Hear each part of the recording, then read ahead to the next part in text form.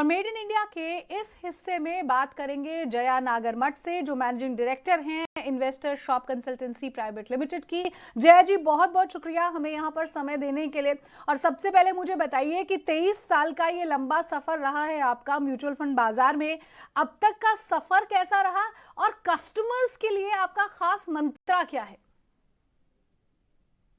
सफर तो वहाँ all ups and downs तो रहते ही है, हर सफर में रहते हैं। हमने भी काफी अप्स एंड डाउन्स देखा है, बट आई थिंक ये वाली सफर तो एकदम अच्छी है। Something we can really throw back करें तो it has been a great journey. Jaya ji, 20 साल 23 साल 20 साल से ज्यादा का लंबा सफर, 23 साल करीब करीब, कोई कम लंबा सफर नहीं होता है। और 20 साल पहले जब आपने कंपनी की शुरुआत यहाँ पर की थी तो उस समय इन्वेस्टमेंट को लेकर फाइनेंशियल लिटरेसी जो है वो बहुत ज्यादा नहीं होती थी, बहुत ही स्टैंडर्ड तरीके होते थे इन्वेस्टमेंट के। ऐसे में तब क्या चैलेंजेस आते थे मैम? तभी एक्चुअली इन्वेस्टर्स थोड़े इन्फॉर्म नहीं रहते थे, तो हम एंड बट इंडस्ट्री काफी हमको एजुकेशन वगैरह हम करते थे। There was continuous education, there was continuous upgradation. सारी इंडस्ट्री करती थी, क्योंकि तभी म्यूचुअल फंड इंडस्ट्री भी एकदम नाइव स्टेज पे थी, मतलब जस्ट उभर रही थी। तो पूरे इंडस्ट्री में काफी सारा एजुकेशन प्रोग्राम्स होते थे, तो हम अटेंड करते थे।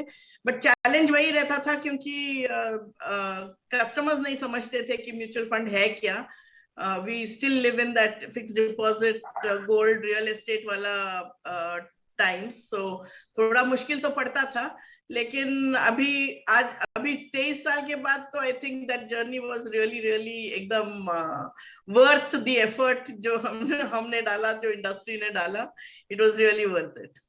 जया जी, लेकिन एक और चीज़ ये है, क्योंकि आप म्यूचुअल फंड इंडस्ट्री से जुड़ी हुई हैं, आपने खुद माना कि तब जो कस्टमर है वो बहुत ज़्यादा अवेयर नहीं होता था। ऐसे में आप फाइनेंशियली लिटरेट है, आप समझती हैं म्यूचुअल फंड के बारे में, लेकिन अगर कस्टमर ना समझे तो बहुत मुश्किल हो जाता है कस्टमर को ग्रैब करना। मैम, एज एन एंटरप्रेन्योर किस तरह के चैलेंजेस आपको उस समय में आते थे? क्या क्या क्या आप अपने कस्टमर को समझाती थी कि कैसे म्यूचुअल फंड में अगर इन्वेस्ट करेंगे तो कैसे उनको आने वाले दिनों में फायदा हो सकता है?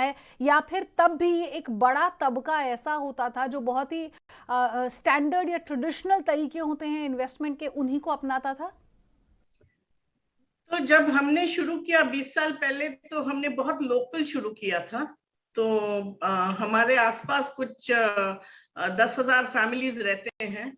तो हमारा जो ऑफिस है वो बिल्कुल उन 10,000 फैमिलीज के बीचों बीच है।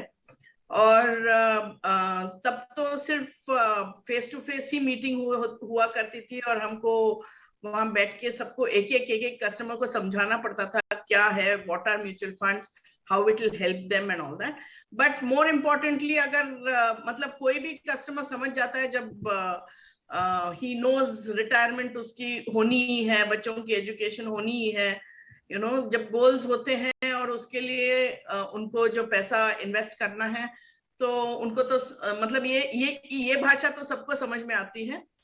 तो वी स्टार्टेड वेरी स्मॉल। तो एसआईपी भी हम छोटे छोटे फिगर्स 500-1000 रुपए से करते थे। गोइंग ऑनवर्ड्स 20 साल में अभी सब समझते हैं, कस्टमर्स भी बड़े हो गए हैं, they have also become migrated to CFO CTOs of companies. तो अब थोड़ा सा आसान होता है, क्योंकि क्लाइंट समझता है उनके गोल्स, उन्होंने देखा हुआ है उनका पैसा बढ़ते हुए, तो it is much easier now. Ma'am, किस तरह का कस्टमर बेस आपकी कंपनी यहाँ पर संभालती है? और अगर मैं समझना चाहूँ ट्रेंड, अगर मैं समझना चाहूँ तो ज्यादातर लोग किस तरह की इन्वेस्टमेंट में प्रेफर करते हैं?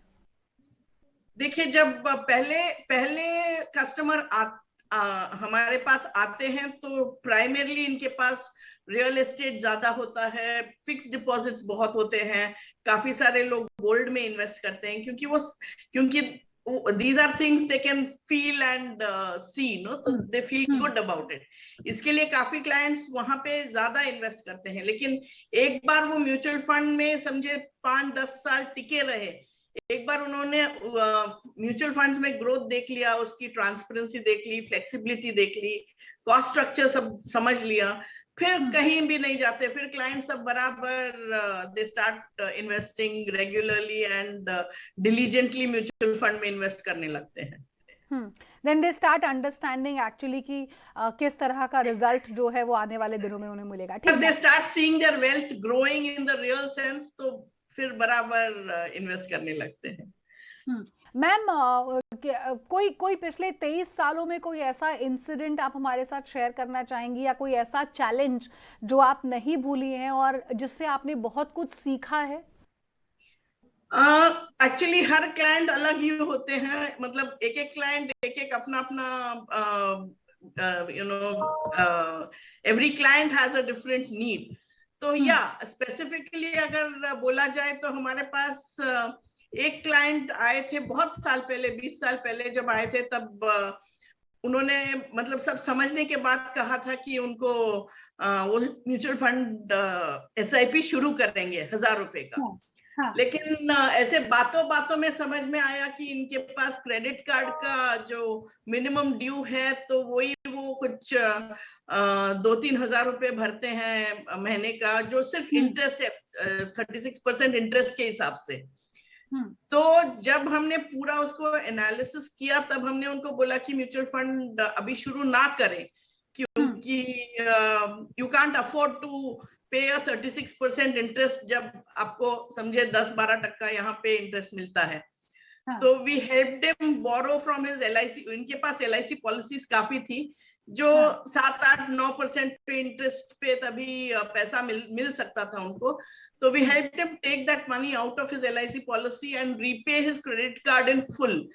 उसके बाद उन्होंने जो 1000 रुपया उन लोग वो शुरू करने वाले थे, वो सीधा बढ़ा के 5000 कर दिया, क्योंकि उनका क्रेडिट कार्ड का लोन वाइप आउट हो गया और LIC का लोन भी स्टार्टेड रीपेइंग स्लोली। तो यार, and the best part is, आज जाके 20 साल के बाद वो जब जाके बोलते हैं कि it was because of you that I have actually built so much wealth। It is like actually that is the satisfaction that we get in our business। बिल्कुल सही कहा मैम आपने। जया जी, एक और इम्पॉर्टेंट चीज़ ये कि भले ही आपका बिजनेस 23 साल पुराना है, लेकिन बीते 2 साल जो है वो बहुत मुश्किलों भरे हम सबके लिए निकले हैं। ऐसे में BSE स्टार MF ने आपके कैसे बिजनेस ग्रोथ में मदद की, और साथ ही साथ पैंडेमिक में किस तरह से आपकी मदद की गई? I think it was God sent. Actually क्या हुआ कि एक्चुअली अपना इंडस्ट्री तो एकदम पेपर हैवी इंडस्ट्री है, बिना सिग्नेचर्स के, बिना फॉर्म्स के तो कुछ चलता नहीं था। हम काफी सालों से, हमारा एक सपना था कि ऑनलाइन होना चाहिए सब कुछ, पेपर नहीं होना चाहिए, बट ऐसा होता नहीं था। बट जब पैंडेमिक हुआ तो उसके जस्ट थोड़े से दिन पहले ही हमने BSE में, सिर्फ क्योंकि उन्होंने बोला था सब ऑनलाइन हो सकता है, तो तभी हमने साइन अप किया था। एक बार वी हैड स्टार्टेड स्लो, लेकिन पैंडेमिक जब हुआ it became like God sent. तो सडनली पूरा दरवाजा खुल गया एंड यू नो बिजनेस की रुकावट कहीं नहीं हुई, क्योंकि वहां पर ना सिर्फ बिजनेस की, क्योंकि उस समय पैंडेमिक में a lot of people lost their jobs, तो काफी सारे लोगों को SIP उनके पॉज करने पड़े। काफी सारे लोग घर से काम करने लगे तो उनके खर्चे कम हो गए, तो उनको SIP बढ़ाना पड़ा। तो ये सब जो है वो हम घर बैठे हम भी नहीं कर पाते थे, अगर एक ऑनलाइन प्लेटफॉर्म हमको वो यू नो दैट ईज और कन्वीनियंस नहीं देता to be able to do that online.